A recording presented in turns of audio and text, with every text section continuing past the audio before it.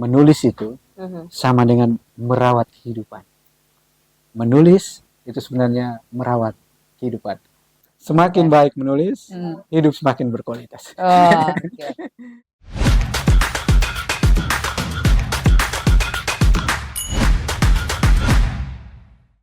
Halo, salam jumpa bersama saya Sevi Belang di Ruby Rumah Bincang. Rumah Bincang ini seperti menghadirkan sosok-sosok yang memang perlu kita hadirkan untuk kita membahas, membincang-bincang apa yang mereka lakukan, giat-giat apa yang dikerjakan. Dan spesial di Ruby hari ini, saya kehadiran seorang dosen, dokter pula. Ini proses pendidikannya, wow, saya juga bilang wow, nanti orangnya sendiri yang akan menyampaikannya ya. Dan beliau ini selain sebagai dosen, beliau juga aktif menulis, melakukan penelitian. Sekarang sedang berkarir di luar dari Flores Timur ya, di luar dari wilayah Flores Timur. Ini pas liburan, jadi kami mengajak beliau untuk hadir di Ruby Rumah Bincang. Oke, beliau adalah Pak Anselmus Dorewo Atasoge, atau biasa disapa dengan Pak Ansel Atasoge, yang biasa dikenal dengan Pak Ansel, sudah ada di sebelah kiri saya yang akan berbincang-bincang dengan saya dan Anda yang menyaksikannya. Kalau memang nanti ada pertanyaan ketika tayangan ini ditayangkan, boleh komen, bisa buat pertanyaan. Nanti bisa juga dapat kontaknya beliau kalau memang ada hal-hal yang perlu ditanyakan misalnya. Karena hari ini kita akan berbicara terkait dengan meneliti dan menulis gitu. Apakah itu satu kesatuan setelah meneliti kemudian harus menulis? Atau kenapa kemudian meneliti dan menulis ini menjadi wajib atau harus dilakukan di era gempuran teknologi yang kita di hasil disuguhkan dengan tayangan-tayangan yang banyak tidak edukatifnya, memang menghibur tapi tidak mengedukasi kita, atau jangan sampai kita terbuai dengan teknologi terutama gadget kemudian tenggelamkan kita, membuai kita untuk tidak melakukan penelitian kemudian melakukan aktivitas menulis. Oke. Ansel, apa kabar? Kabar baik. Sehat? Sehat, alhamdulillah sehat. Terima kasih sudah hadir di Ruby. Kita komunikasinya by WA juga. Ketika beliau bilang ada di Kota Larantuka, oke. Kru Ruby siap. Gitu. Sekali lagi terima kasih Kak Ansel sudah berada dengan kami di Ruby ya. Boleh ceritakan dulu aktivitasnya Pak Ansel ini. Salam sehat, salam jumpa untuk sahabat Ruby di mana saja berada. Seperti yang Sevi sampaikan tadi, sebagai dosen aktivitas harian tentu ada di kampus. Tapi juga sebagai dosen kita dituntut oleh undang-undang, tapi juga dituntut oleh panggilan sebagai dosen, selain mengajar di kelas, juga perlu melakukan penelitian lapangan, juga perlu melakukan yang namanya pengabdian masyarakat, kegiatan bersama masyarakat di mana saja, tergantung dari kita yang merencanakan, tapi juga tergantung dari siapa yang meminta kita untuk terlibat di kalangan, di tengah mereka seharian. Nah, selain itu, panggilan sebagai penulis, panggilan sebagai peneliti itu tetap dijalankan setiap hari. Oke, jadi sebenarnya jadi narasumber juga nih ya aktivitasnya untuk sehari-harinya juga ya, karena sering hadir. Kami lihat postingan-postingannya. Posting-postingannya jadi narasumber, bicara dengan aktivitas-aktivitasnya yang tinggi. Oke, sekarang sedang melakukan penelitian. Sekarang sedang sejak Januari nanti sampai Desember nanti ada 2 proyek besar penelitian. Yang satu biaya mandiri, lalu yang satunya difasilitasi oleh Bimas Katolik, Kementerian Agama, Bimas RI, Bimas Katolik Republik Indonesia, itu nanti penelitian di bidang budaya, tetapi karena ada hubungan dengan latar belakang keilmuan, maka kami itu dituntut apapun bidang kita itu perlu dikaitkan juga dengan ilmu-ilmu yang lain. Jadi misalnya saya dengan latar belakang ilmu keagamaan, kita perlu keluar sedikit dari keagamaan itu untuk menggali hal-hal lain yang ada hubungan dengan agama. Penelitian yang mau dilakukan ini ada hubungan dengan bidang keagamaan, sosiologi dan antropologi. Itu yang dari Bimas ya. Kalau yang mandiri penelitian mandiri itu berkaitan dengan studi kepustakaan. Tidak penelitian lapangan, Oh, oke. tapi studi kepustakaan berkaitan dengan bagaimana dampak perkembangan teknologi yang makin canggih dengan artificial intelligence-nya terhadap ini minat, motivasi belajar anak-anak sekolah dari SMA sampai mahasiswa. Itu apa sih dampak artificial intelligence terhadap minat belajar mereka? Kita hidup di dunia yang semakin canggih, kita sekarang sekian banyak tugas yang diberikan oleh guru atau dosen, tapi mahasiswa juga bisa dengan cara yang instan untuk mendapatkan hasilnya, tinggal klik. Jadi tapi ini mau berjuang untuk membawa siswa atau mahasiswa untuk sedikit keluar dari mental-mental yang instan itu. Mau cari tahu itu. Semacam zaman sekarang itu membuai kita menjadi terbuai bahwa segala sesuatunya gampang lah, instan lah gitu ya. Akhirnya kita membunuh talent kita, membunuh kecerdasan kita secara pribadi gitu ya, karena kita sudah terbantu oleh ini apa ya menjadi menarik dalam penelitian. Yang kita bahas dulu soal mandiri ini dulu, baru soal yang tadi di Bimas ya. Kita kenal ada makanan instan. Di dunia pendidikan juga ada karya-karya tulis yang instan. Ada sekian banyak aplikasi yang menyiapkan sekian banyak kemudahan. Tapi saya melihatnya sekaligus membacanya, yang instan itu punya dampak yang negatif bagi anak-anak. Guru memberikan tugas, ini tinggal masuk ke internet, tekan, segala sesuatu jadi. Dengan itu, otak siswa atau mahasiswa itu tidak dipaksa, dalam kurung ya, tidak dipaksa untuk membaca secara mendalam, mengerti apa yang dibaca, memahami apa yang dibaca itu makin kurang. Langsung dengan proses mencarinya. Iya. Karena yang instan ini, maka tidak heran kita menemukan anak-anak, siswa atau mahasiswa yang punya kemampuan untuk berpikir itu rendah sekali. Ada satu penelitian yang baru-baru dirilis itu mengatakan bahwa kemampuan membaca mahasiswa, terutama mahasiswa di NTT itu rendah sekali. Bayangkan, sudah tingkat mahasiswa, ada yang belum bisa membaca lancar. Kalau setingkat mahasiswa demikian, kita bisa membayangkan bagaimana yang terjadi di tingkat SMP, SMA itu. Jarang sekali kita menemukan ada siswa atau mahasiswa yang bisa duduk berjam-jam, menekuni satu buku, menyimaknya secara baik, mengerti dan menuangkan hasil bacaan itu dalam bentuk tulisan atau dalam bentuk pembicaraan.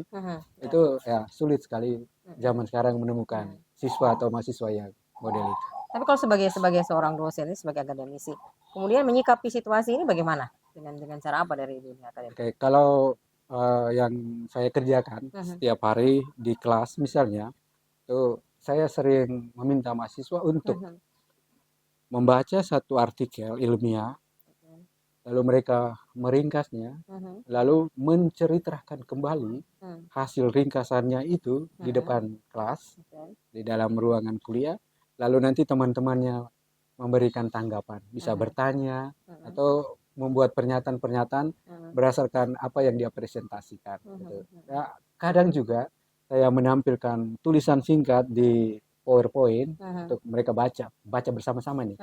Tahap pertama itu saya suruh mereka baca bersama-sama kata demi kata, lalu meminta salah satu dari mereka membaca ulang, lalu kita sama-sama mencermati.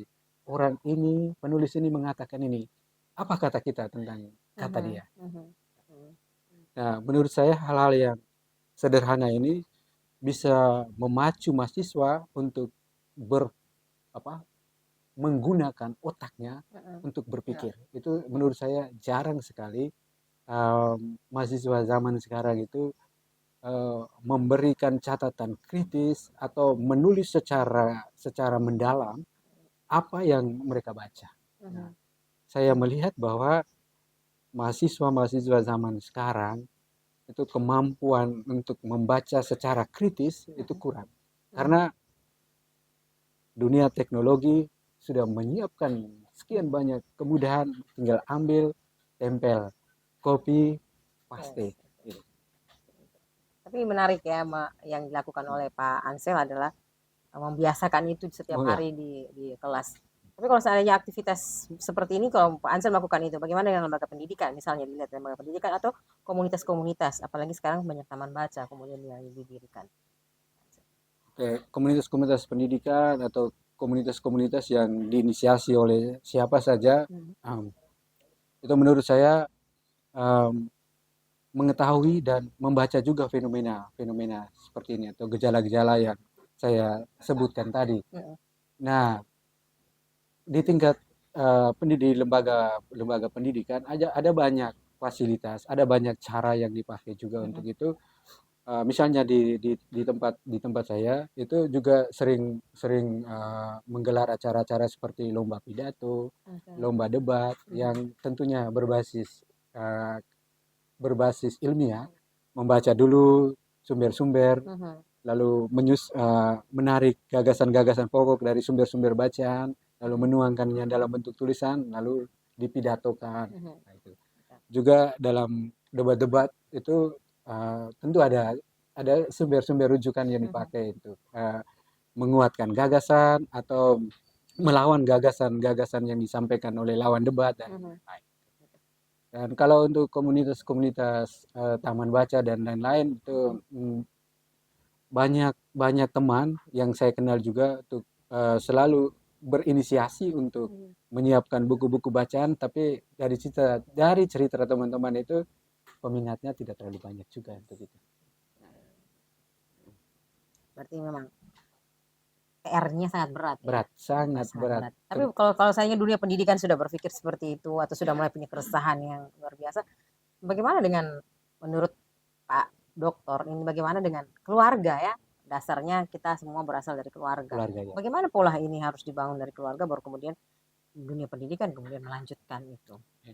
Saya bersyukur kemarin di Desember 2024 saya turut hadir di salah satu SMP. Kebetulan anak saya ada di situ.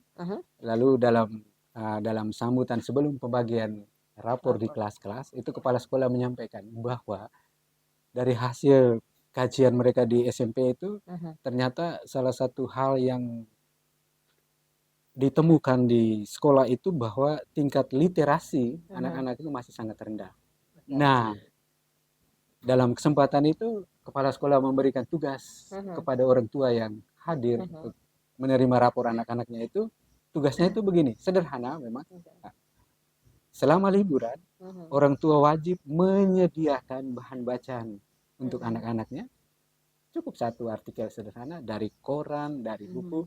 Lalu anak-anak itu diminta untuk membaca, tapi membaca dengan suara. Supaya membaca dengan suara, supaya orang tua itu yakin bahwa anak itu sungguh membaca. Kalau membaca tanpa suara itu bisa mata ada di buku atau di artikel, tapi pikiran ada di tempat lain. Belum tentu juga dia baca. Nah, hal sederhana ini bisa juga dibuat di setiap keluarga. Saya secara pribadi selama liburan juga mewajibkan anak-anak untuk membaca. Bahan tersedia banyak, di internet juga ada, yang cetakan juga banyak. Nah, menurut saya ketika seseorang sungguh-sungguh membaca sebuah tulisan atau artikel dari koran, dari buku, orang itu sungguh masuk dan menyelami apa yang ditulis oleh penulis artikel atau buku itu, memahami dunianya, dunia orang yang menulis, tapi juga kita mendapatkan sesuatu dari hasil bacaan kita, dari hasil bacaan itu, dan akan lebih baik jika apa yang dibaca itu dicermati, lalu kita menyampaikannya secara lisan atau dalam bentuk tulisan dengan kata-kata kita sendiri. Ini satu pekerjaan yang sederhana, Hmm.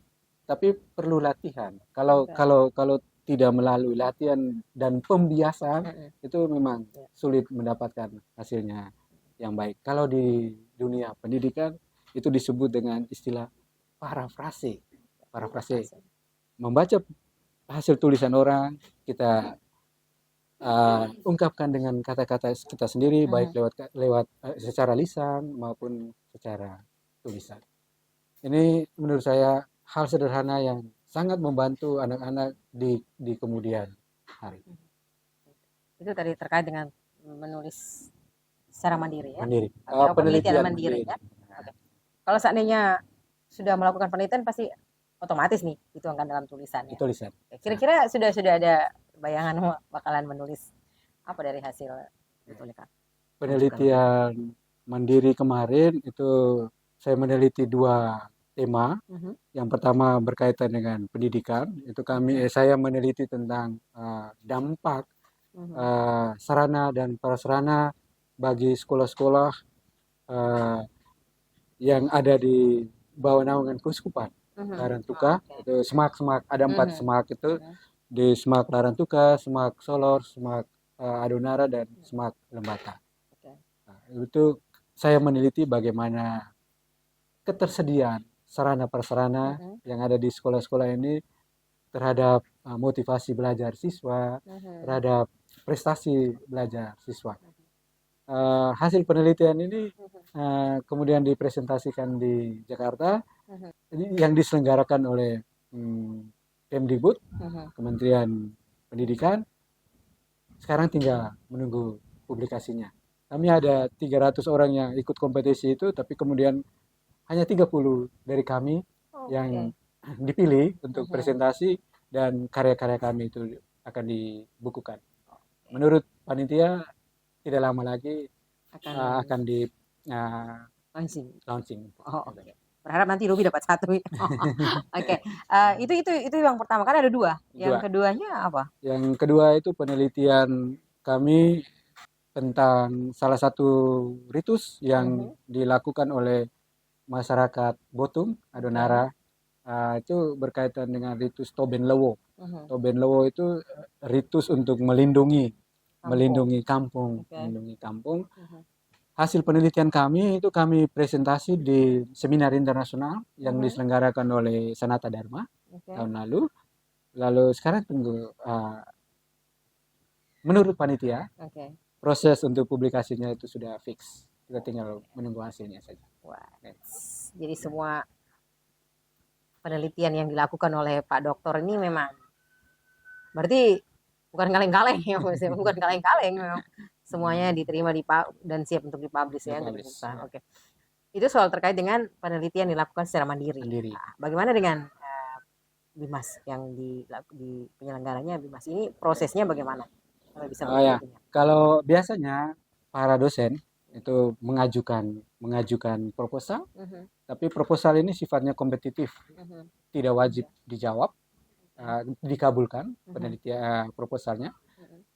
Kemarin se-Indonesia itu ada 24 sekolah tinggi pastoral Mhm. yang para dosennya diberi kesempatan untuk mengajukan proposal ke Bimas Katolik Republik Indonesia.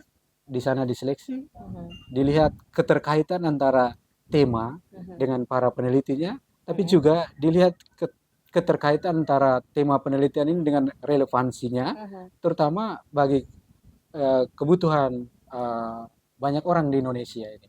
Jadi keterkaitan antara peneliti, tema, dan implikasinya atau relevansinya itu yang menurut saya menjadi hal penting dalam seleksi kompetisi untuk mendapatkan dana bantuan untuk penelitian.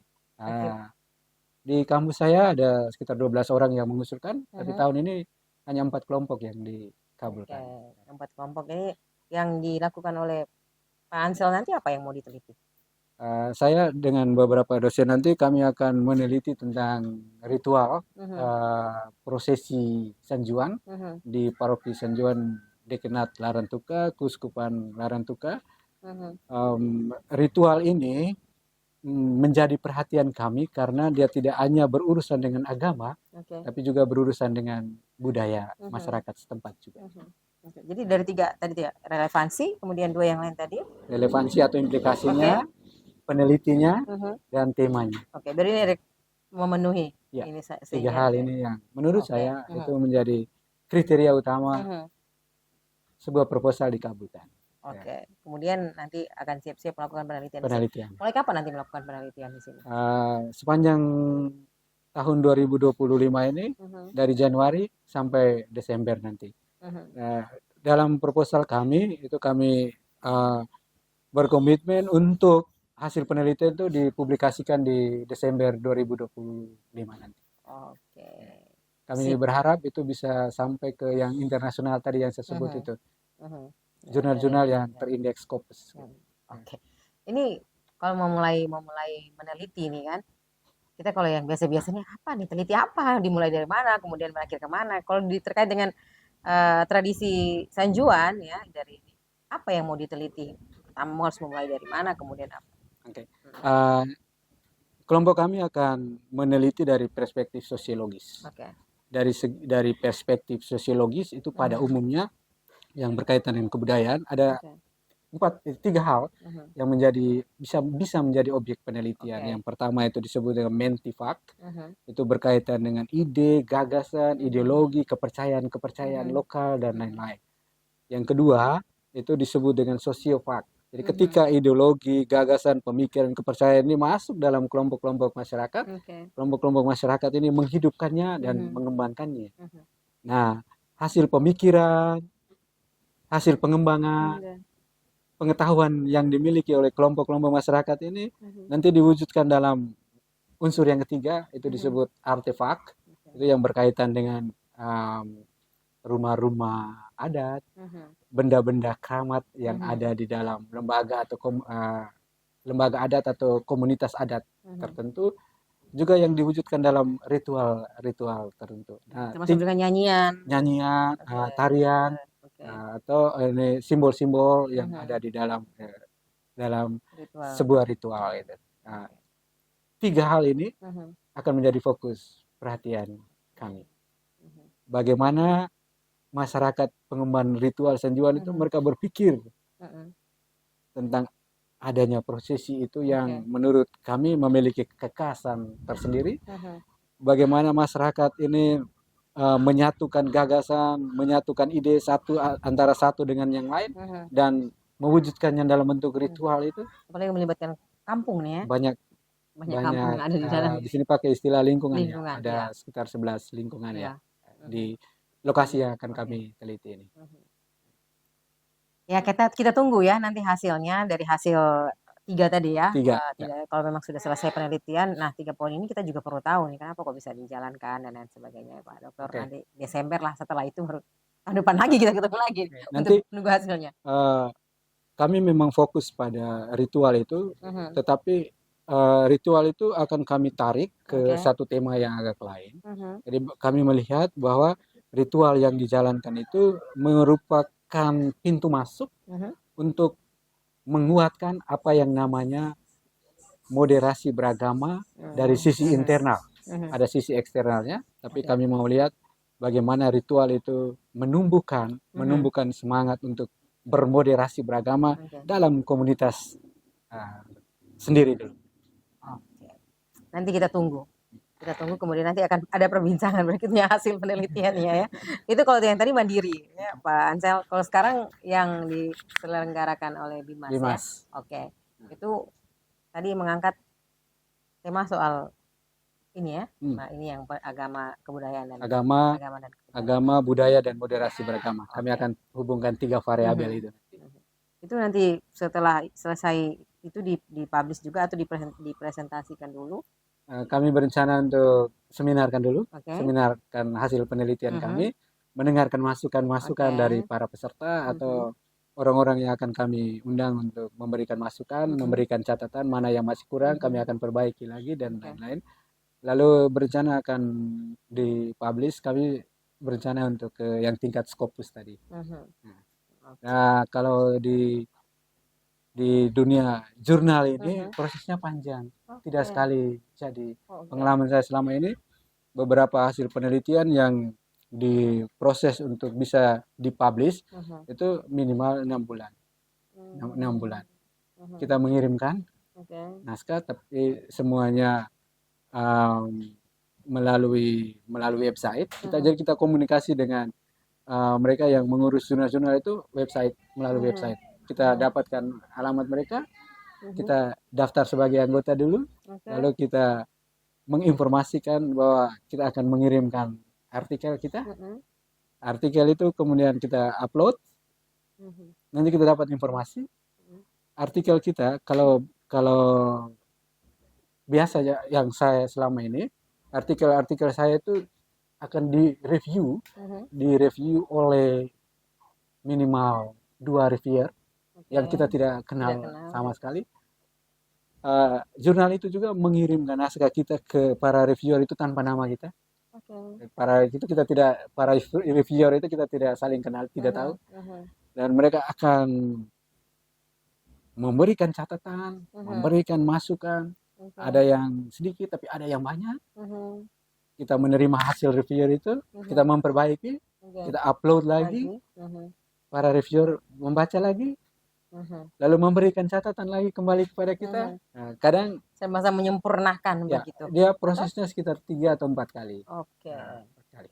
Gitu. Itu dalam proses dikembalikan untuk review lagi itu kan proses belajar juga ya. Proses Semakin belajar. semakin mendalam berarti ya. Bahkan Untuk ada jurnal yang um, punya aturan Mhm. bahwa para penulis itu harus membayar dulu sebelum Oke. dipublish. Mhm. Kalau jurnal-jurnal nasional itu dia maksimal 1,5 juta. Kita harus membayar. Mhm. Nah, tapi Mhm. ada jurnal yang setelah publish mereka menggantikan biaya Iya, pulsa paham. kita. Oke. Nah, kalau di jurnal-jurnal yang internasional yang berbayar, Mhm. nah itu lebih rumit lagi. Dia Mhm. bisa 15 sampai 25 juta kita Wow. bayar. Itu pernah dilakukan oleh Pak Tidak, Ansel? saya belum Oh, pernah. saya pikir nanti orang begini, Cari yang menulis, gratisan. sudah menulis, capek-capek berpikir, kemudian mau upload untuk mau dipublish saja harus berbayar. Aduh. Ya, menurut informasi dari teman-teman yang sudah masuk di yang internasional berbayar itu, Mhm. dia rata-rata artikel kita kalau mau dipublikasi kita menyiapkan 15 sampai 25 juta. Apalagi Oke. yang di tingkat 1, Scopus Oke. Q1 Mhm. itu dia Mhm. bisa 15 sampai 25 juta. Kita bayar. Kita bayar untuk mentenarkan tulisan kita ya, artikel kita. Nah, kalau Oke. kalau para profesor itu Mhm. wajib menulis di yang internasional yang berbayar Oke. tadi. Nah, tapi mereka juga akan dibayar juga pada Oke. waktu Oke, ada timbal balik jual ya. balik. Oke. Baik, kalau Pak Ansel melihat sekarang ini bagaimana dengan minat-minat mahasiswa ya untuk meneliti, untuk menulis. Ini bagaimana? Kalau di Kalau dosennya segesit itu ya, dosen segesit ini, bagaimana nih dengan mahasiswanya? Nah, saya baru selesai memberikan ujian skripsi minggu lalu Mhm. untuk 15 mahasiswa, Oke. 5 mahasiswa bimbingan saya dan 10 mahasiswa dibimbing oleh pembimbing Rekan-rekan dosen lain, yang lain. tapi kita diminta untuk menguji. Menguji. Nah, di tingkat mahasiswa, apapun situasinya, mahasiswa wajib Mhm. meneliti untuk Oke. bisa selesai S1, Mhm. wajib menulis skripsi dan wajib meneliti. Mhm. Bisa penelitian lapangan, tapi bisa Oke. juga penelitian pustaka, studi Mhm. pustaka. Nah, em, semangat menelitinya bagus karena terpaksa, Mhm. Oke. Ya, bagus karena karena harus ya menyelesaikan. saya tidak tahu nanti apakah setelah tamat mereka meneruskan semangat Ya. yang baik ini atau tidak. Tapi kalau misalnya mereka memilih menjadi guru, Mhm. nah pada saatnya juga harus Oke. meneliti.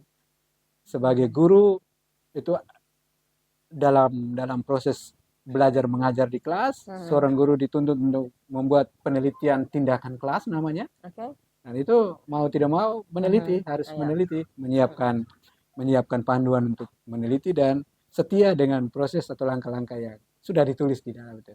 Mhm. Tapi kalau memilih profesi lain, saya tidak terlalu menjamin bahwa mereka semangat untuk meneliti ini. Tapi kalau dituntut oleh jenis pekerjaannya Mhm. pasti akan dibuat juga. Menekuninya ya, Menekuninya. bukan menekuninya. Nah, Oke, sekarang kan teknologi sangat canggih nih ya, yuk, Pak. Misalnya tugas kita bisa cari, semua tulisan kita bisa jadi tulisan yang ditulis oleh Pak Ansel kita cari set langsung bisa dapat dapat. dan lain-lain gitu ya. Eh, teknologi ini kan sangat membantu kita. Memang haruskah kita menulis lagi atau haruskah kita mendalami sebuah penelitian untuk bisa tidak perlulah buang-buang waktu untuk meneliti, tidak perlulah buang-buang waktu untuk menulis kan bisa disajikan oleh teknologi. Oke. Gitu. Menurut saya kehadiran teknologi penting, Oke. penting.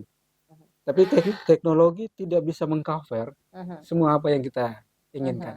Mhm. Ada beberapa aplikasi yang menurut saya sangat membantu. Mhm. Ada satu aplikasi yang saya tidak ingat namanya, tapi kita mengetik judulnya, Mhm. lalu kita dipandu oleh aplikasi itu untuk Mhm. kalimat pertamanya, Oke. kata-kata awal, lalu Mhm. belakangnya dia sendiri yang menulis Oke. lengkap dengan ininya, eh, rujukan publikasinya. Nah, Oke. tapi saya sempat coba Mhm. aplikasi itu, tapi Mhm. di bagian tengah itu kita dipersulit ini.